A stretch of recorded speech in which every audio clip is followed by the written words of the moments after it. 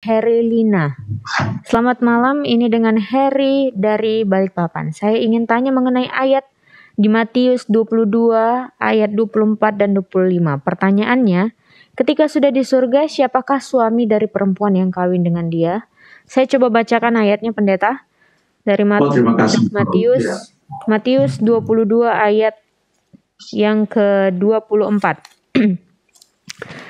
Guru, judul perikopnya pertanyaan orang Saduki tentang kebangkitan. Guru, Musa mengatakan bahwa jika seorang mati dengan tiada meninggalkan anak, saudaranya harus kawin dengan istrinya itu dan membangkitkan keturunan bagi saudaranya itu. Tetapi di antara kami ada 7 orang yang bersaudara. Yang pertama kawin tetapi kemudian mati. Dan karena ia tidak mempunyai keturunan, ia meninggalkan istrinya itu bagi saudaranya. Silakan pendeta. Terima kasih.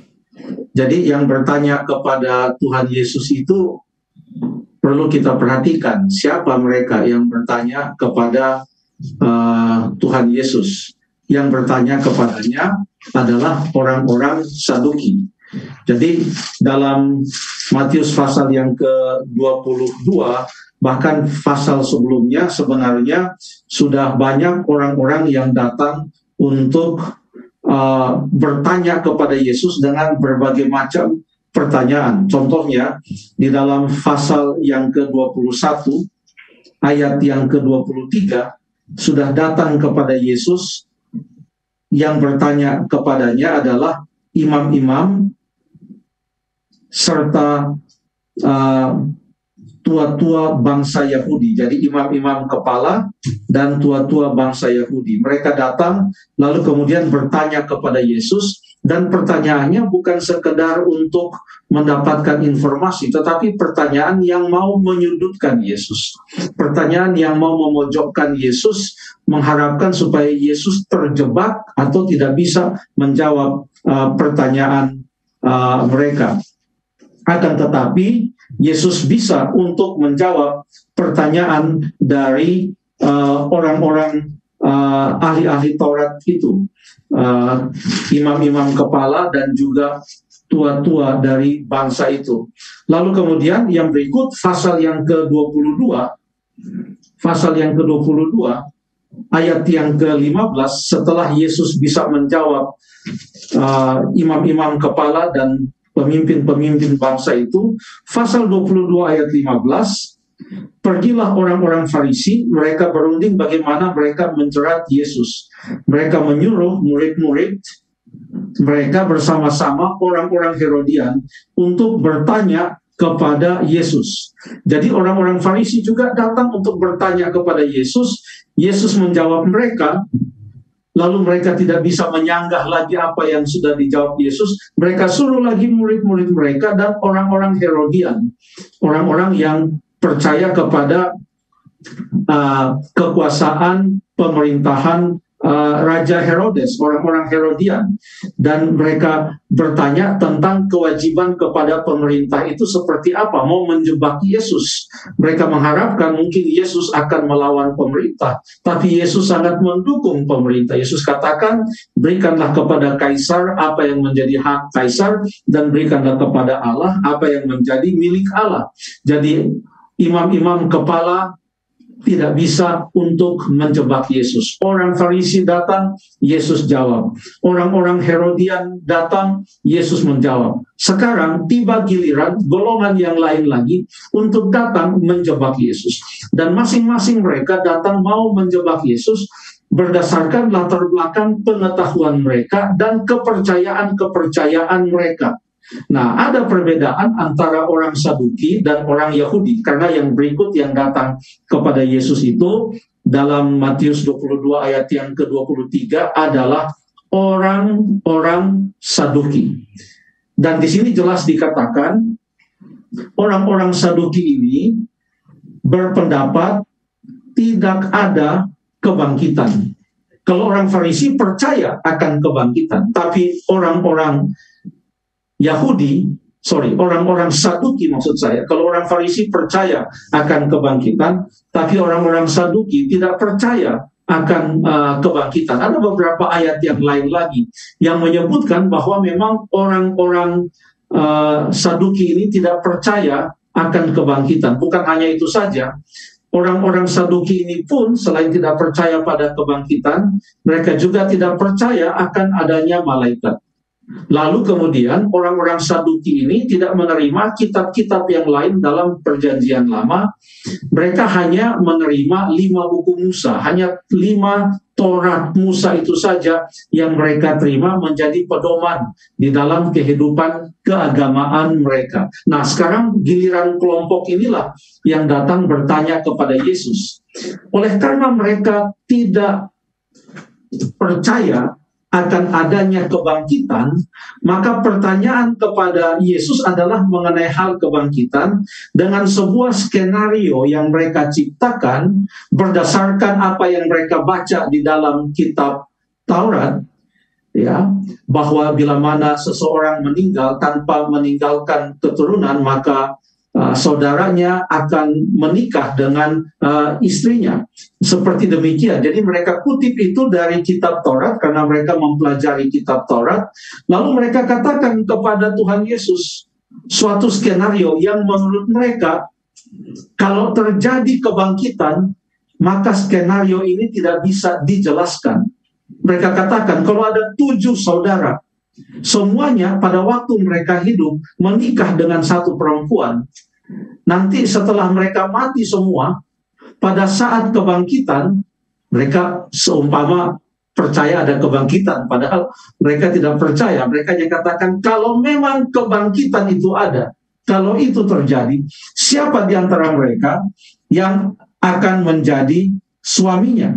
Siapa di antara mereka yang akan menjadi suaminya? Sebab semua mereka, dalam ayat yang ke-28 dikatakan, sebab semua mereka telah beristrikan dia. Mereka mengharapkan Yesus tidak bisa menjawab. Mungkin mereka mengharapkan Yesus berpikir, aduh betul juga ya, kalau ada kebangkitan, nanti bagaimana? Karena semua mereka pernah menikah dengan perempuan ini. Nah, Yesus bisa saja menjawab dari dalam kitab-kitab yang lain di dalam perjanjian lama, bahwa ada kebangkitan. Contohnya, di dalam kitab Daniel pasal yang ke-12, Daniel pasal yang ke-12, dikatakan di dalam ayat yang pertama dan ayat yang kedua, ya, atau ayat yang kedua, dan banyak dari antara orang-orang yang telah tidur di dalam debu tanah akan bangun, sebagian untuk mendapatkan hidup yang kekal, sebagian untuk mengalami kehinaan dan kengerian yang kekal. Nah, Tuhan Yesus tidak mau mengutip dari Daniel pasal yang ke-12. Kenapa? Karena orang Saduki tidak percaya kepada kitab Daniel. Mereka hanya percaya kepada kitab Taurat saja. Jadi ayat mana dari dalam kitab Taurat yang Yesus kutip supaya bisa menjawab orang-orang ini? Nah, coba kita buka dalam yang dibacakan oleh Ellen tadi, itu Matius pasal yang ke-22, yang Yesus katakan di dalam ayat yang ke-31, Matius 22, 31 dan 32, tetapi tentang kebangkitan orang-orang mati, tidakkah kamu baca apa yang difirmankan Allah ketika ia bersabda, akulah Allah Abraham, Allah Ishak, dan Allah Yakub. Ia bukanlah Allah orang mati, melainkan Allah orang hidup. Nah, orang Saduki percaya kepada Abraham, kepada Ishak, dan kepada Yakub. Mereka percaya ini adalah bapak-bapak mereka, tokoh-tokoh di dalam kitab Taurat, Abraham, Ishak, dan kemudian Yakub. Dan mereka percaya bahwa Abraham, Ishak, dan Yakub akan mendapatkan keselamatan. Tapi mereka juga tidak percaya kepada kebakaan jiwa. Tidak ada yang namanya immortality of the soul. Orang Saduki tidak percaya, dan itu memang betul ajaran Alkitab. Jadi apa yang bisa membuat Abraham, Ishak, dan Yakub mendapatkan keselamatan sekalipun mereka sudah mati? Dan orang Saduki tidak percaya bahwa ada arwah-arwah yang masih hidup sekalipun orang itu sudah mati. Mereka tidak percaya, dan itu memang ajaran Alkitab. Jadi pada waktu Tuhan Yesus katakan, tidakkah kamu baca apa yang difirmankan Allah ketika ia bersabda, Akulah Allah Abraham, Allah Ishak, dan Allah Yakub. Ia bukanlah Allah orang mati, melainkan Allah orang hidup. Yesus sedang mengatakan kepada mereka, kepada orang-orang Saduki yang datang bertanya kepadanya, bahwa Abraham, Ishak, dan Yakub akan bangkit. Bila tiba hari kebangkitan itu, mereka akan bangkit. Dan Allah adalah Allah orang hidup. Dan jaminan kehidupan bagi Abraham, jaminan kehidupan bagi Ishak, jaminan kehidupan bagi Yakub itu sudah sangat pasti. Dan Allah akan membangkitkan mereka pada hari kebangkitan itu. Jadi orang Saduki, mereka tidak bisa menyanggah lagi perkataan Yesus. Mengapa? Karena mereka percaya bahwa Abraham, Ishak, dan Yakub akan selamat. Jadi tidak ada jalan lain untuk mendapatkan keselamatan bagi Abraham, Ishak, dan Yakub, kecuali orang Saduki ini percaya dan mengakui bahwa akan terjadi kebangkitan. Jadi ini mengatakan bahwa Abraham, Ishak, dan Yakub akan mendapatkan kehidupan sekalipun mereka sudah mati. Makanya disebutkan Allah adalah Allah orang-orang yang hidup. Demikianlah cara Tuhan Yesus menjawab.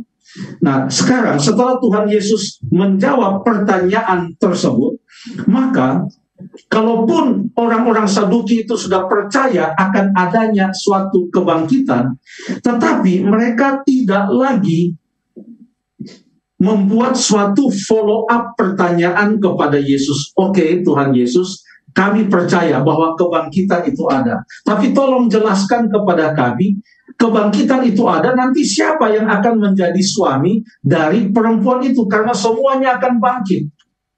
Semua 77 orang itu akan bangkit. Siapa yang akan menjadi suami? Mereka tidak lagi bertanya kepada Tuhan Yesus tentang hal itu. Sebab sasaran mereka, pertanyaan mereka, bukan tentang pernikahan. Tetapi pertanyaan mereka adalah tentang kebangkitan. Setelah jawaban tentang pertanyaan tentang kebangkitan itu terjawab, dan Yesus sudah jawab bahwa akan ada kebangkitan, mereka tidak pertanyakan lagi tentang perkawinan. Mengapa? Yesus katakan di dalam ayat yang ke-29. Perhatikan apa yang Yesus katakan dalam ayat yang ke-29. Yesus menjawab mereka, ini kepada orang-orang Saduki, kamu sesat, sebab kamu tidak mengerti kitab suci maupun kuasa Allah. Pada waktu Yesus katakan kamu tidak mengerti kitab suci, Yesus merujuk kepada kitab Taurat yang menyebutkan tentang Abraham, Ishak, dan Yakub, yang mereka percaya akan mendapatkan keselamatan, dan jalan satu-satunya mereka boleh mendapatkan keselamatan atau hidup yang kekal yaitu dengan kebangkitan. Tapi ada satu hal lagi yang Yesus sebutkan selain percaya kepada atau mengerti kitab suci. Yesus katakan, kamu sesat sebab kamu tidak mengerti kitab suci. Lalu Yesus menerangkan kitab suci. Dan sekarang mereka tidak bisa menyanggah Yesus lagi. Mereka tahu, walaupun mungkin mereka tetap tidak mau menerima, tapi mereka tahu kebangkitan itu ada. Dan hal yang lain yang Yesus sebutkan adalah, kamu tidak mengerti kuasa Allah. Jadi waktu Yesus katakan tentang kitab suci, dia mau menjawab tentang kebangkitan.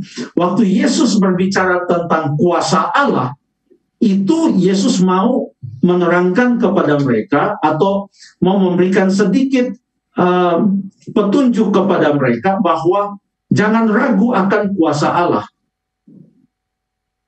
Bahwa pada waktu kebangkitan nanti seakan-akan akan terjadi suatu komplikasi dan suatu hal yang rumit, di mana orang tidak tahu ini bagaimana ini mau diatur. Kenapa kita bangkit semua sekarang? Siapa yang menjadi suaminya, siapa yang menjadi istrinya, dan lain sebagainya. Yesus katakan itu semua akan terjadi rumit kalau kamu tidak percaya kepada kuasa Allah.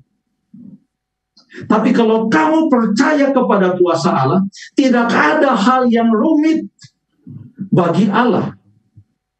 Berbicara tentang kebangkitan dari orang mati, Yesus adalah pakar kebangkitan. Kenapa? Karena dia mengajar bahwa akan ada kebangkitan. Dia ajarkan itu. Yohanes 5 contohnya. Ayat yang ke-28 dan 29, Yesus mengajar akan ada kebangkitan. Lalu Yesus juga menubuatkan akan kebangkitannya. Dia katakan anak manusia akan mati dan setelah 3 hari atau pada hari yang ketiga dia akan bangkit. Dia menubuatkan akan ada kebangkitan. Dia mengajar tentang kebangkitan, dia menubuatkan ada kebangkitan, dan lebih hebat lagi, Yesus membangkitkan orang mati. Yohanes pasal yang ke-11, Tuhan Yesus membangkitkan Lazarus. Jadi dia adalah pakarnya yang paling berkuasa tentang hal kebangkitan ini. Jadi kalau dia yang mengerti semua tentang kebangkitan, dia mengajar, dia menubuatkan, dia membangkitkan orang mati. Dia sendiri bangkit dari antara orang mati. Dia menunjukkan bahwa ada kuasa. Sehingga dengan kuasa Allah itu tidak akan ada hal yang rumit yang akan terjadi dalam kerajaan surga. Dalam hal apapun saja. Setelah orang-orang yang akan masuk ke dalam kerajaan surga itu dibangkitkan, lalu masuk ke dalam kerajaan surga, tidak akan ada hal yang rumit.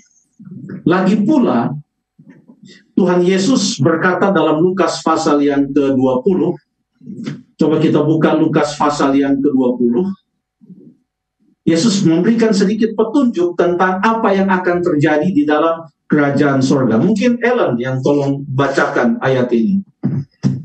Lukas 20. Lukas pasal yang ke-20, saya sebutkan ayatnya ya. Ayat yang ke-34 sampai ayat yang ke-36. Oke. Lukas pasal 20 ayat yang ke-34. Jawab Yesus kepada mereka, orang-orang dunia ini kawin dan dikawinkan. Tetapi mereka yang dianggap layak untuk mendapat bagian dalam dunia yang lain itu dan dalam kebangkitan dari antara orang mati tidak kawin dan tidak dikawinkan. Sampai ayat keberapa pendeta, maaf? 36. Sebab mereka tidak dapat mati lagi. Mereka sama seperti malaikat-malaikat dan mereka adalah anak Allah karena mereka telah dibangkitkan. Terima kasih. Itulah yang akan terjadi nanti di dalam surga. Dan itu adalah jawaban Yesus kepada orang-orang Saduki yang datang bertanya kepadanya. Ya, terima kasih.